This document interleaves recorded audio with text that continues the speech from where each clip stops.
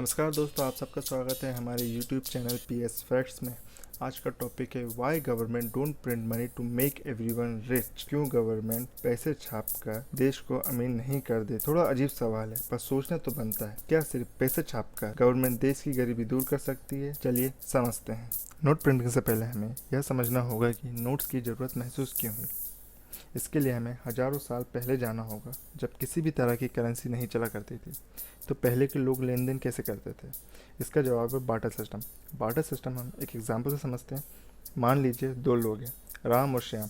अब सिचुएशन कुछ ऐसी है कि राम के पास खाने के लिए सामान है और श्याम के पास गर्म कपड़े। श्याम को भूख लग रही है और राम को ठंड लग रही है। अब दोनों आपस में डील कर सकते हैं और अपना सामान एक्सचेंज कर सकते हैं। ये तो हो गया एक पॉजिटिव व्यू। बट अगर राम श्याम को खाना देने से मना कर देता है तो शायद सिचुएशन थोड़ी बिगड़ सकती है और किसी एक को प्रॉब्लम हो सकती है।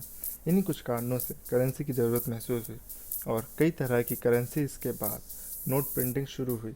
शुरुआती समय में सोना, चांदी, गाय और कई तरह की वस्तुओं को करेंसीज की तरह यूज़ किया जाता था। तो हमने ये जान लिया है कि नोट्स की ज़रूरत क्यों है। पर अभी भी एक सवाल है, हम नोट्स की वैल्यू वही क्यों मानते हैं जो उस पर प्रिंट होती है? इसका सिंपल आंसर है, हर देश का अपना एक रेगुलेटर बैंक होता है। जैसे अमेरिका का regulator bank bank of America है, वैसे ही इंडिया में bank regulator reserve bank of India है। और आरबीआई की नोट्स की वैल्यू डिसाइड करता है। इसके लिए RBI GDP, gross domestic products की मदद लेता है।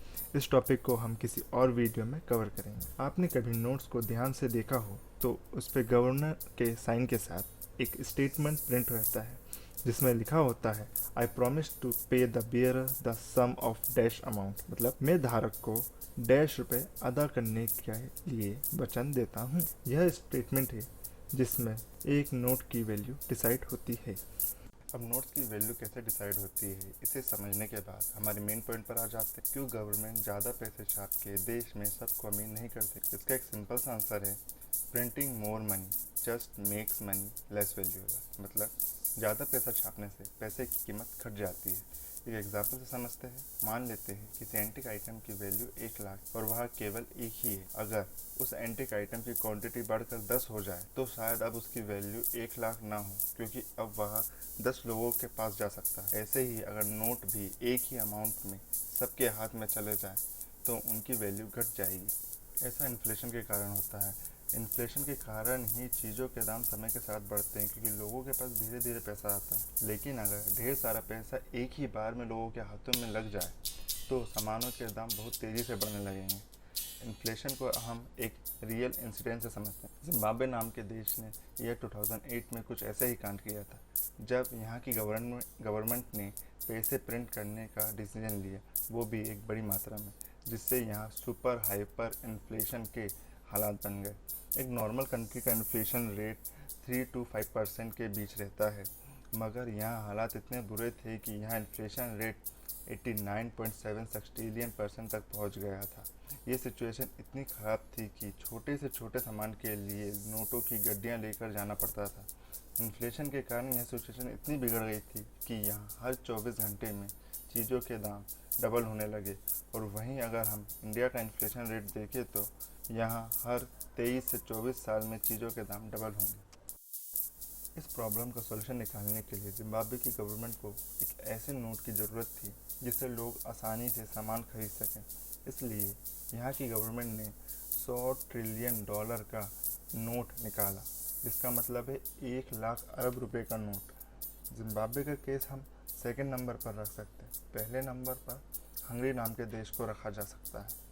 ईयर 1946 में हंगरी ने भी कुछ ऐसा ही कांड किया था, जब यहाँ की गवर्नमेंट ने लगातार पैसे छाप के देश को सुपर हाइपर इन्फ्लेशन के दौर में धकेल दिया था।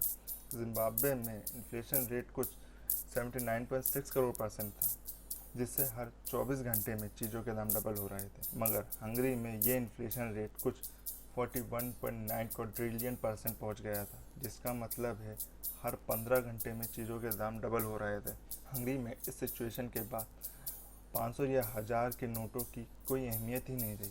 इसलिए यहाँ की गवर्नमेंट ने 100 मिलियन बिलियन पेंगो का नोट प्रिंट किया, जिसका मतलब है 100 करोड़ अरब पेंगो, जो आज तक का सबसे ज़्यादा डोमिनेशन वाला बैंक नोट है।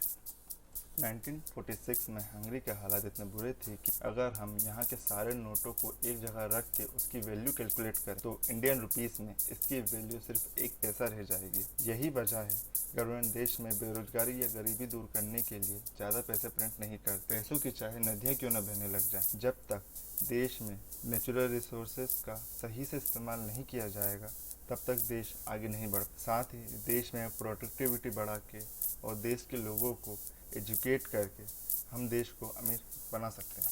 एक बहुत ही फेमस लाइन है, if money grow on tree it would be us valuable us leaves. मतलब अगर पैसे पेड़ पर उगते तो उनकी कीमत भी पत्तों समान ही होती। तो चलिए इसी के साथ हमारा आज का वीडियो ख़त्म करते हैं। हमें उम्मीद है आपको हमारा यह वीडियो ज़रूर पसंद आया होगा, तो प्लीज़ एक लाइक तो बनता है। ऐसे ही कई सारे और एजुकेशन वीडियो देखने के लिए सब्सक्राइब करना ना भूलें PS फैक्ट्स। धन्यवाद, मिलते हैं अगले वीडियो में।